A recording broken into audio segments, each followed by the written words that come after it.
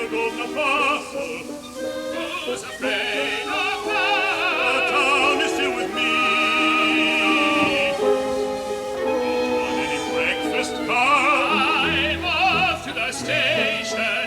A railway maker sick, I'm hoping to take his place. Railroad work in the blazing sun is not the right occupation for my boy. Better that than have nothing.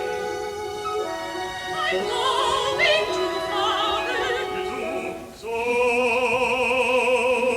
you're going, and where, if I may ask, are you going?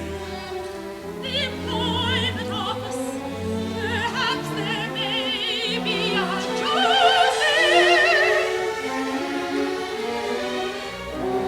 They are really splendid children. They are good children, helpful children. Good morning, Hofbauer. Cigarettes, The same as usual. and the host, give me the green one Expensive on account. because it's you, Hofbauer, and because we all must stick together. The scheme has miscarried. I know I've been a sinner, Hofbauer, who hasn't sinned? It was an awful thing I did. I was young and thoughtless. But when I saw the whole town rejecting her offer, the people are building the golden apostle, all of them poor as they are. That was the finest I have ever lived through. Milk, Mr. Hill, I milk, milk. Ah, a lovely morning. It's a quart of milk for each of the ladies.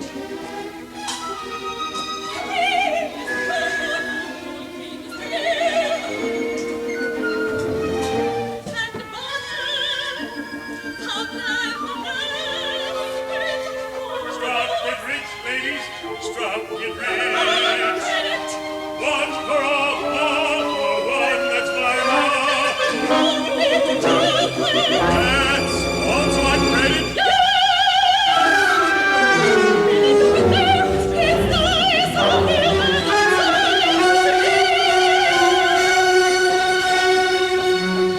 Good morning. A warm, sunny day again. Yes, this fine sunny weather's come to stay. A lot of customers here this morning. Mostly no one comes in here, but now the store's crowded with people. You know that we're all on your side. We're all on your side. 100%. 100%. 100%. We all agree you're our best of personality. Decidedly, And next spring we'll elect you as our new mayor. dead certain. Shucks. Not that, but that is your usual cognac. That would cost you $16.50. No one can afford it. A man must have a treat sometime. Here you are. And tobacco for my pipe, please. Imported. Just anything can be got with money. But from us, That comes to 1850 on my account. Well, for this week I'm prepared to make an exception. But mind you pay me on the first when you go to draw your unemployment benefit. Elmsberger, where'd you get those shoes? Brand new yellow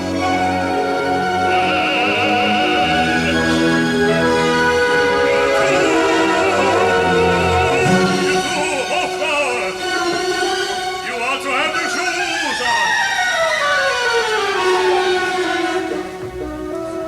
Why should you find that surprising?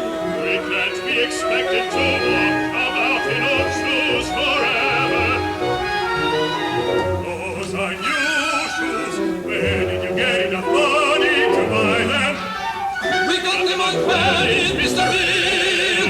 We got them on account. We got them on account. Even here, everything's on credit. All the best tobacco, greens and milk, cognac, and why suddenly little business? Having your own credit when you're giving us credit for what we do pay.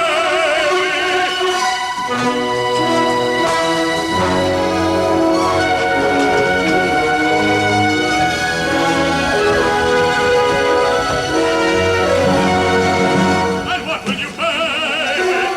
And what will you pay with? With what? With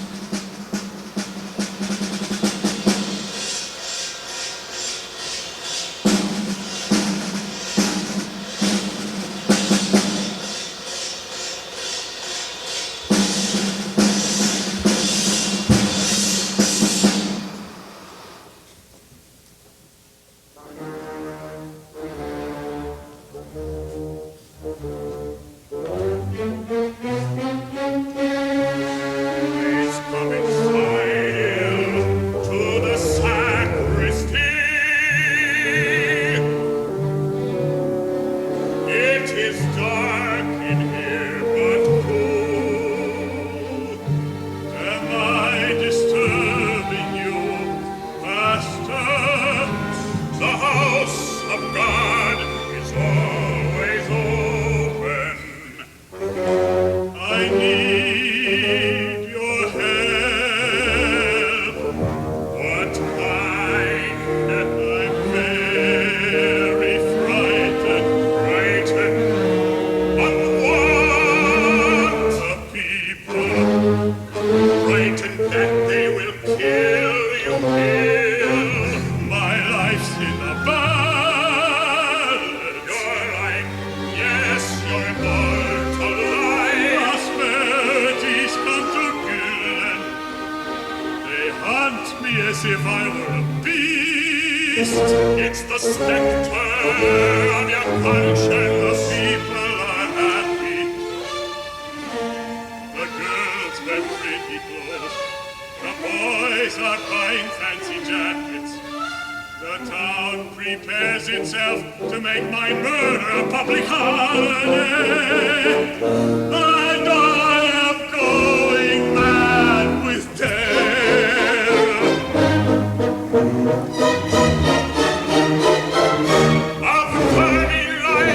Affirming life, that is all I'm doing. I'm going to hell. Your hell lies within you. You are older than I, and think you know all about people. All we know is ourselves. Is it because you betrayed a girl for money many years ago now that you believe the people will betray you to the money? You judge others by your own character. It's quite understandable. The whole cause of a beer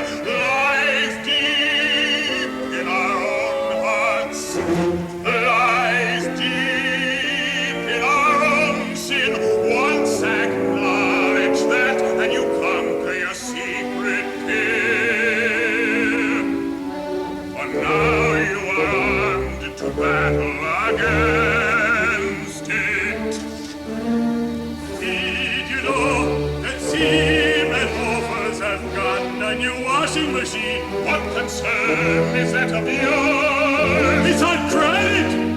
Your concern shall be your immortal soul. That's what matters. Soldiers have a television set. Pray to God. Sexton, I beg to thee. Above all, examine your conscience. For the way of true repentance, for the world will rekindle your terrors forever. That is the one and only way. There is no other left to us.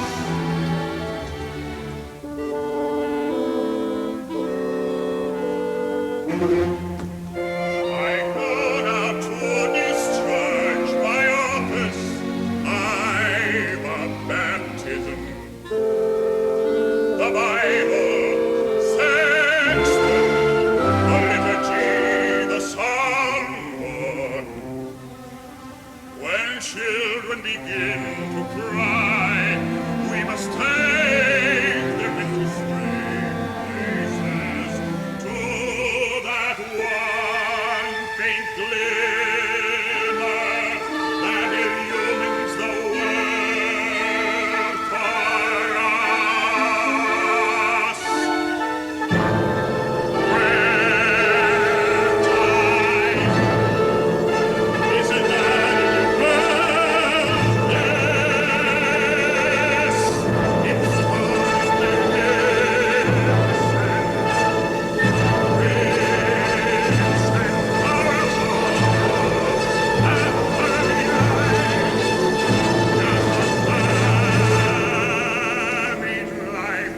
You too, Master, you too.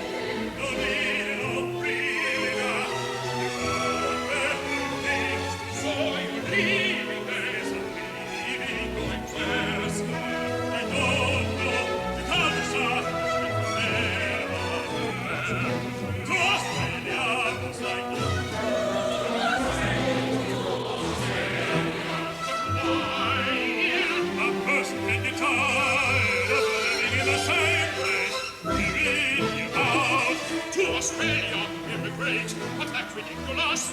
And the worst thing that you could do, one of those two poor little eunuchs went out one day to Australia as an immigrant. Here's the safest place for you. I wrote to the governor's office up in Cottingham, and then got no answer. I can't see why you're so suspicious. I was so keen.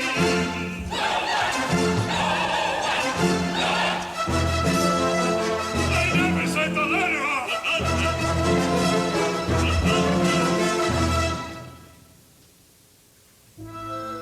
The postman is a member of the town council. Worthy man. Here, see this poster. Go where the sun shines. So what? Pay a visit to the past played over at Omega. So what? You're building. So what? Buying everything on credit. Radio, television, even on a Bible. So what? Oh, what was it time?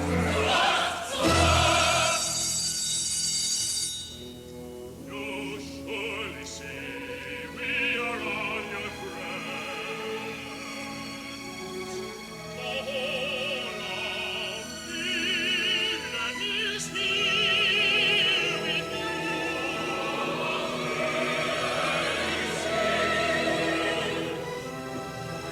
I didn't ask you all to come here, 'cause we allowed them to say goodbye and Godspeed, as good friends would.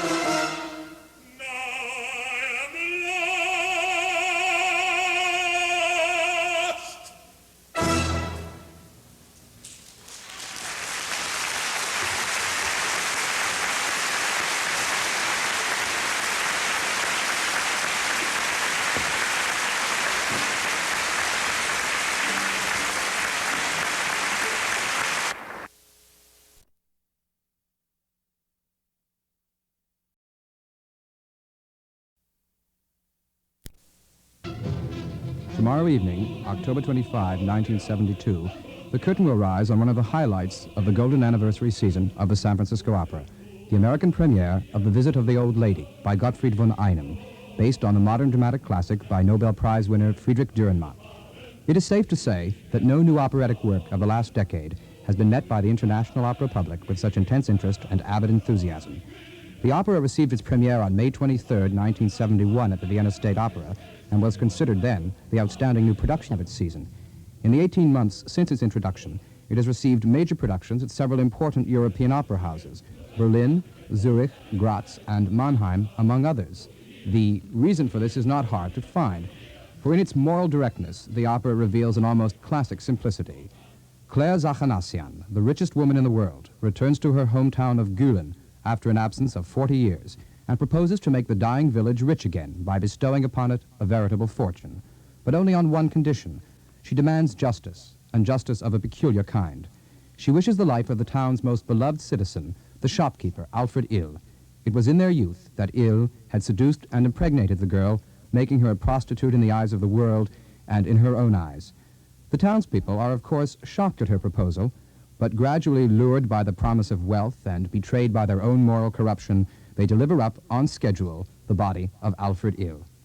It took the San Francisco Opera's adventurous general director, Kurt Herbert Adler, to bring the work to this country, and for this extraordinary debut, he called upon a host of creative artists to realize Von Einem's incredibly difficult and fascinating score. The conductor is Maurice Perez, famed for his work in contemporary opera, notably for Leonard Bernstein's Mass. The director is Francis Ford Coppola, known, of course, to audiences around the world for his recent film The Godfather, in his operatic debut. The designer is the brilliant young American Robert Darling, and the singer, the leading prima donna, is the artist for whom the work was originally conceived, the American Regina Resnick. Not only is this an extraordinarily talented creative team, they are extremely intelligent about their work on this production and on their own creative ambitions and achievements. We decided during rehearsals to discuss the work with them and to place it in context with their own careers. We began with the designer, Robert Darling, whom San Francisco audiences will remember for his work on The Elixir of Love and on Fra Diavolo of several seasons back.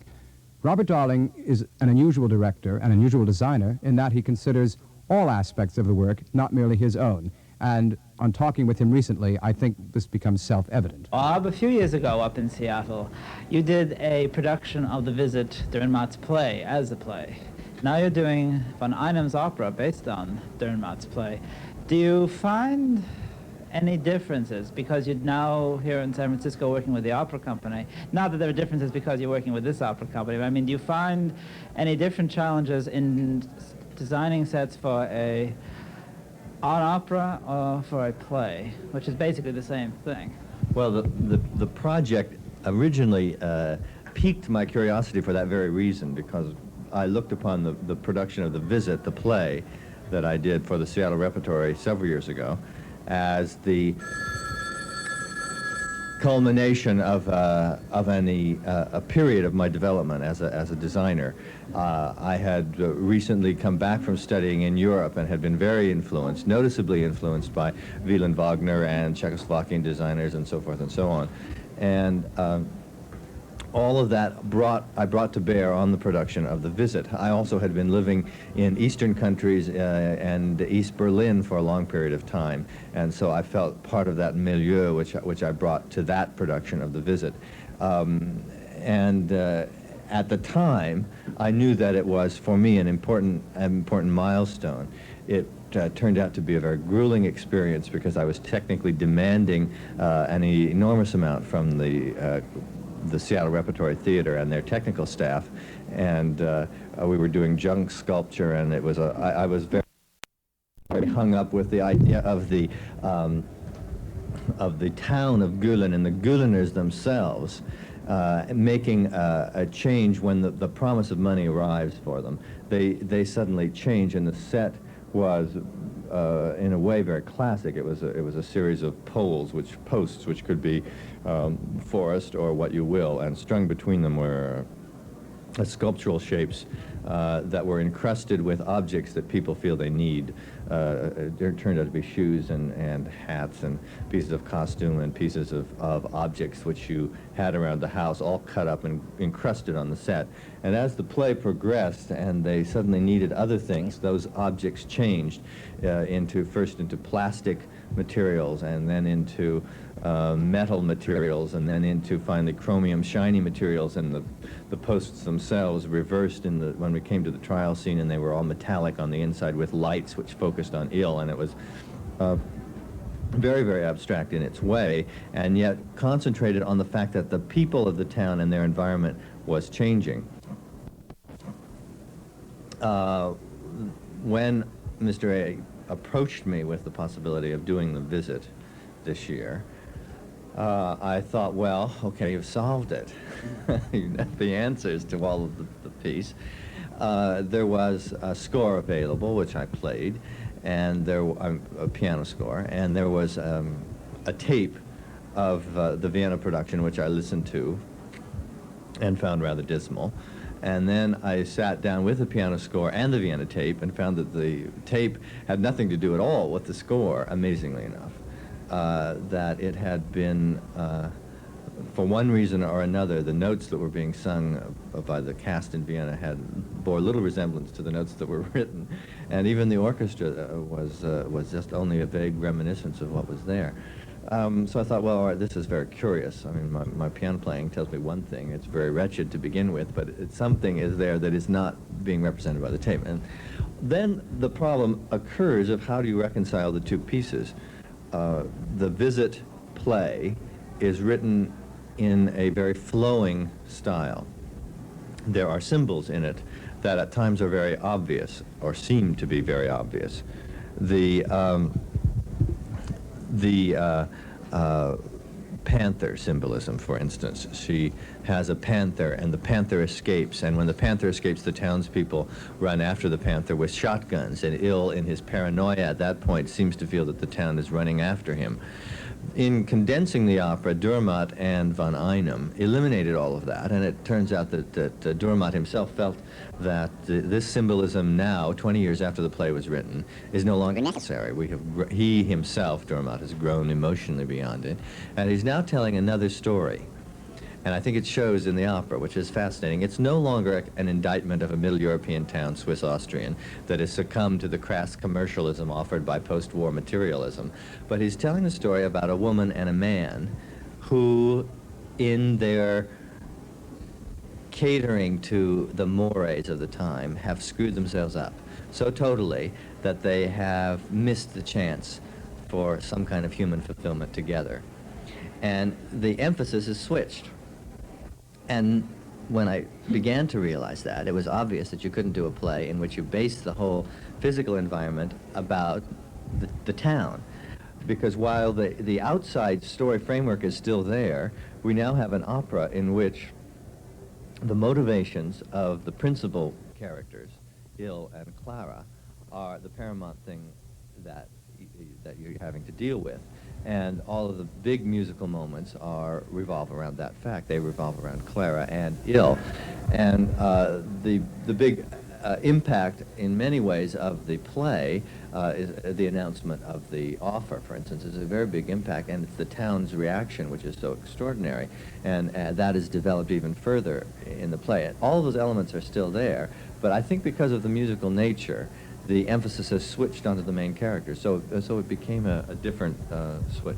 You said something interesting at the press conference the other day that I want to pursue just for a moment, although this is radio and we're somewhat limited. You said that one of the keynotes to your design is your use of steam, right?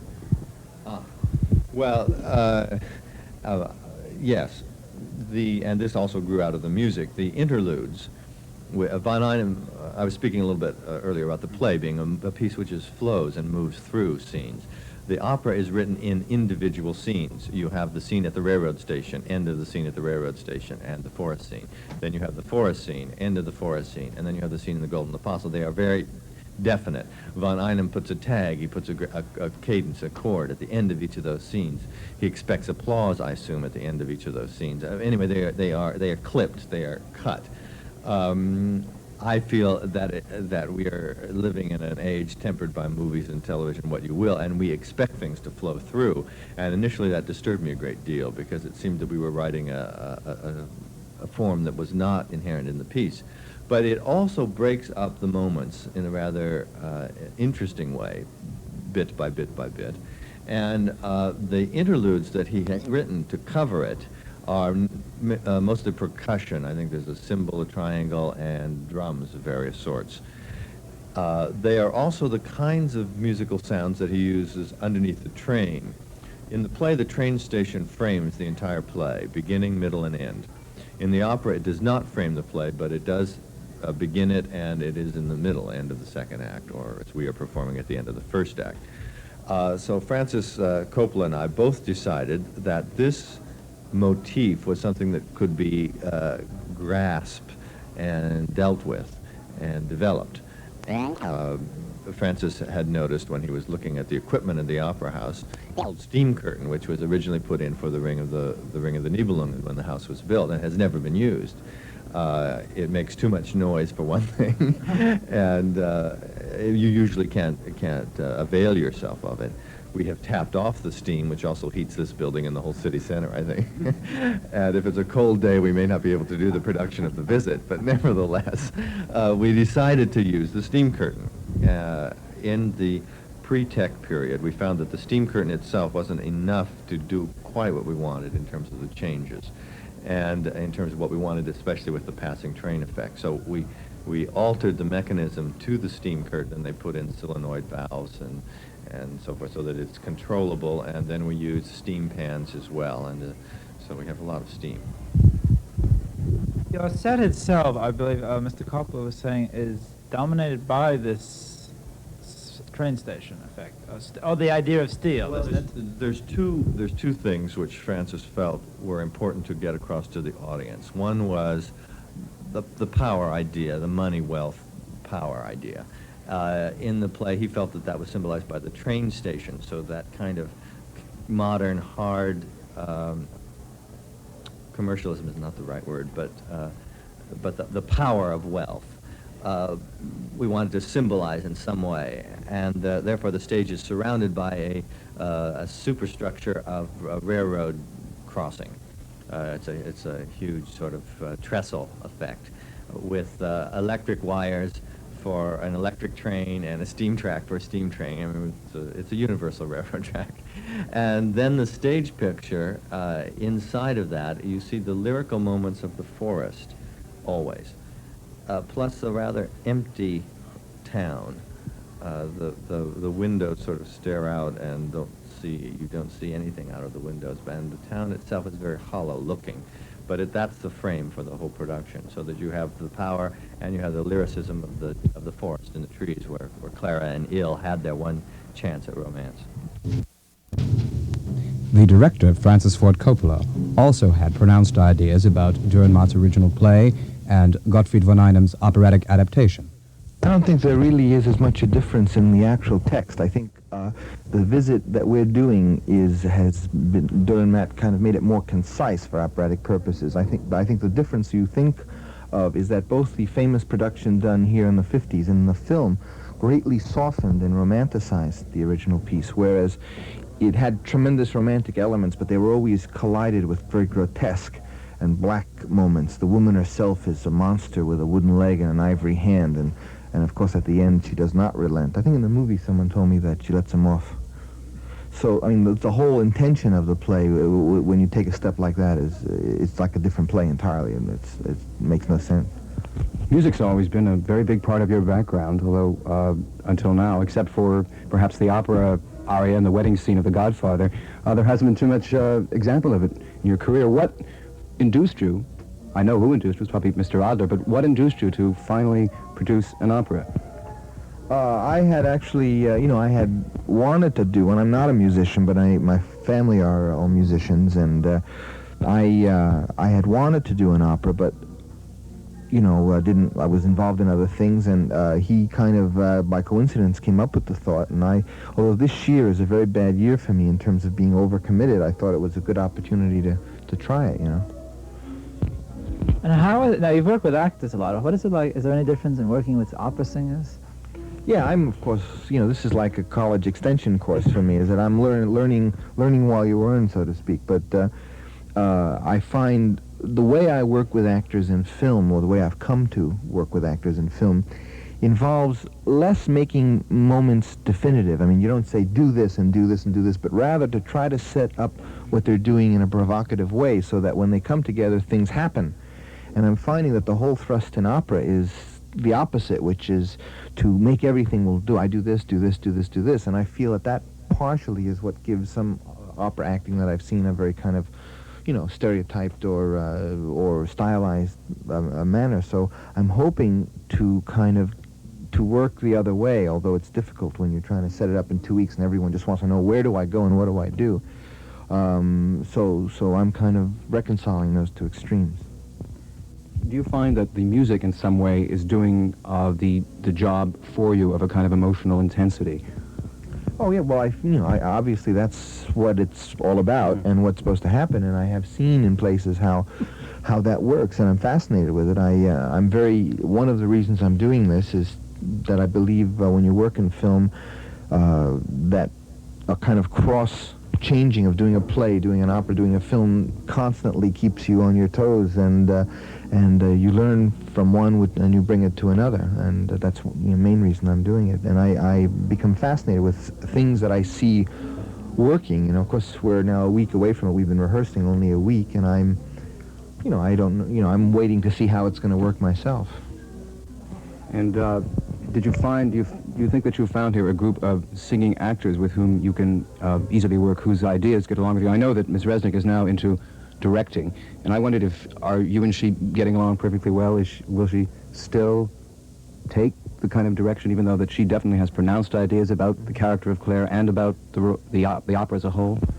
Oh yeah, we get everyone. It's a very nice group of people, and they're all very cooperative. And it's, there's a lot to learn from Regina, but no more than when you're working in a film, you work with a guy like Brando or something. They have lots of things to offer, and again, I've changed a lot in the 10 years since I last did plays. In that I'm, as a younger director, I was very much into manipulating them and stuff, and now I'm much more interested in what they have to bring to it, and trying to just more subtly select and reject and select. So I'm starting to find a work method that I have. I'm not the kind of director who comes in strong. Normally, I'm the kind of writer who just kind of says this, and this. I have basic concepts, but then I work in lots of layers, making it a little different each time, which is why a short schedule is rough for me. Mm-hmm. And so the rehearsal has been just as much, if not more, of a learning experience about the play about the opera as your thinking about it was beforehand. And I feel that the basic concepts that I started with were very good and are going to ultimately be what makes the thing work if it works. But I am, I am learning tremendously in the process. After now